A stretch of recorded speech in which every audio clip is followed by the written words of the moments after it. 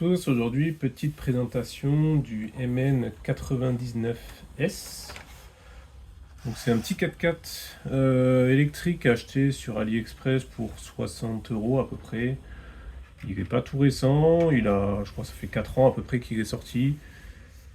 Moi j'ai acheté ça pour m'amuser un petit peu, j'avais des voitures électriques dans le temps, il y a une quinzaine d'années. Et depuis, j'avoue que ça fait un petit moment que j'avais pas joué. Je me suis laissé tenter parce que c'était pas trop cher. Les avis sont plutôt bons. Alors du coup, voilà, j'ai voulu tester la chose. Alors, quand la boîte arrive, qu'est-ce qu'on a dedans? On a le 4x4, comme ça. Il n'y a pas grand-chose. Enfin, il est monté, hein, il est prêt à fonctionner. Il y a juste la batterie à mettre et aussi mettre les piles dans la télécommande. Et ensuite, on est bon. Il y a 2-3 petits accessoires à monter, tels que les rétros, le snorkel, je crois que c'est à peu près tout, poignée de porte, les petits autocollants à mettre aussi. Après tout le reste arrive tel quel, déjà monté, il n'y a rien à faire. Moi j'ai pris la version avec 2 batteries, donc il y a plusieurs versions, hein. Il y a soit une petite batterie, je crois que c'est du 500 mAh. Moi j'ai pris 2 batteries avec 1300 mAh, je me suis dit comme ça on pourra jouer un peu plus longtemps. La télécommande, c'est une télécommande classique, alors rien de spécial, hein, une petite gâchette et un petit trou pour tourner. Voilà, il y a 4 piles AA à l'intérieur. Et aussi, qu'est-ce qu'il livre avec? C'est le petit accessoire là pour transformer le Defender en pick-up, si on veut. Bon, je ne l'ai pas monté, j'ai laissé la galerie pour l'instant. Mais en tout cas, si on veut, on peut le faire. Que dire de plus? Du coup, après, bon, c'est assez basique, hein, il n'y a rien de trop spécial à faire pour le mettre en route. On a la batterie qui se trouve sous le capot. On l'ouvre comme ça. Le petit connecteur. On vient, on branche. Hop, on met le fil dedans. On referme le capot. Et voilà. En dessous, le petit interrupteur pour mettre en route. Quand on le met en route, il clignote au début parce que j'ai pas encore allumé la télécommande. À partir du moment où j'allume la télécommande, hop, le gars il s'est connecté, donc il arrête de clignoter. Alors comme on peut voir dessus, il y a les phares devant, les petites veilleuses, plus les phares. À l'arrière, on a aussi les feux qui sont allumés, donc ça c'est assez sympa. Dessus, alors après au niveau châssis, bon c'est un châssis assez classique, hein. On a les petits amortisseurs qui sont juste là, bon il y en a 4. Voilà, moteur classique, on voit un petit peu les fils qui passent hein, un petit peu partout pour aller jusqu'au niveau des phares et tout. Voilà, c'est un peu caché mais sans plus. C'est majoritairement tout en plastique, hein, même donc les ponts et tout c'est du plastique. Faut pas espérer non plus trop hein, pour ce prix-là.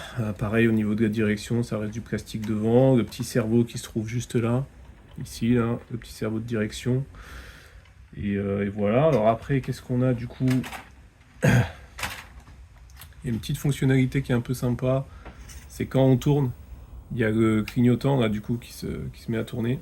Si je tourne de l'autre côté, hop. Alors de temps en temps, ça c'est un petit bug que j'ai remarqué. De temps en temps, il se met en warning. Alors je sais pas pourquoi exactement. J'ai remarqué quand on l'éteint et qu'on le rallume, ça repart. Donc là, comme je disais, bon, les petits clignotants à droite, à gauche. Hop, il y a la même chose derrière. Petit clignotant derrière. Voilà, à droite, à gauche. Ça, c'est assez sympa. Après, il y a aussi les feux stop qui s'allument quand on freine. Alors bon, là, ça va être un peu compliqué parce que j'ai pas beaucoup de distance pour avancer. Et si j'avance et que je freine d'un coup, voilà, on voit, là, il y a les feux stop qui sont allumés. Hop, je lâche. Tac, il y a les petits feux stop. Et ensuite, je fais marche arrière. Bon, il n'y a pas de feu, de marche arrière, mais en tout cas, il y a au moins les stops dessus. Voilà. Après, bon, du coup, sur la partie électronique et tout, hein, c'est pas vraiment un crawler parce que il n'est pas aussi lent qu'un vrai crawler. C'est plus pour faire un peu du trail, on va dire, hein. En termes de vitesse max, il doit pas aller très vite, hein, je dirais peut-être 6 km/h, quelque chose comme ça, 5-6 km/h. Et après, en termes de fonctionnalité, bon, là, si j'accélère juste un tout petit peu, voilà, on arrive à le faire aller lentement quand même si on veut. Si on veut le faire aller un peu plus vite, on va essayer de l'attraper avant qu'il tombe. Hop. Voilà, il démarre quand même assez vite. Si on regarde au niveau suspension, bon là on a c'est du basique, hein, on voit que c'est du plastique. C'est un peu dur à l'avant. Derrière ça rebondit un petit peu plus si on le laisse tomber. Bon, si on le laisse tomber, il rebondit quoi. C'est pas trop fou, mais pour 60 €, ça fait le boulot, on va dire.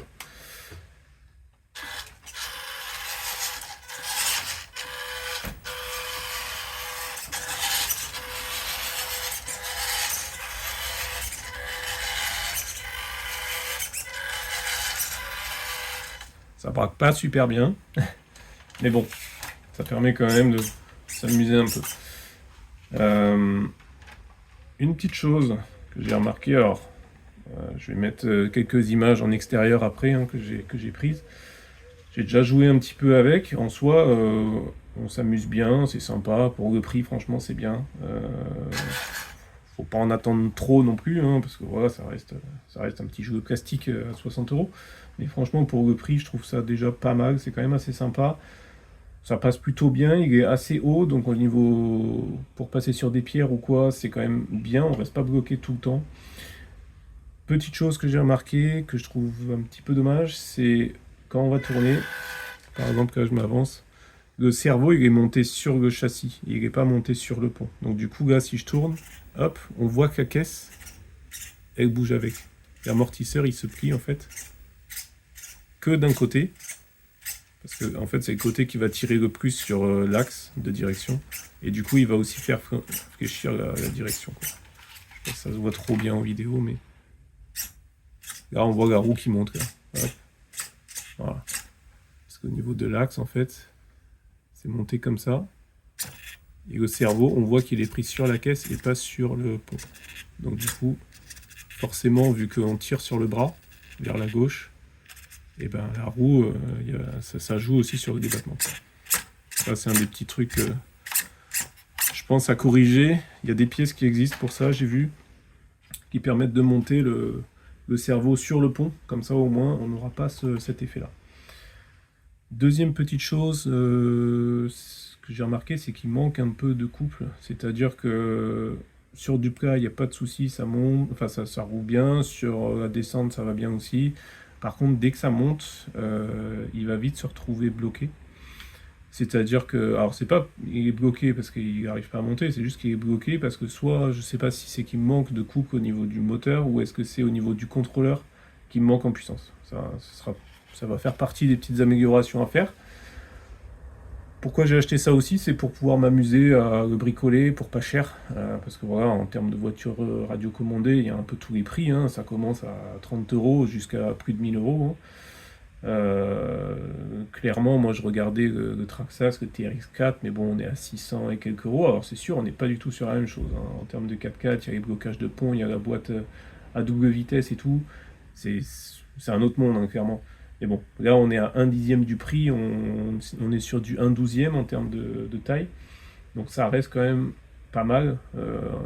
C'est présent quoi, en termes de taille, c'est pas un tout petit modèle réduit de rien du tout.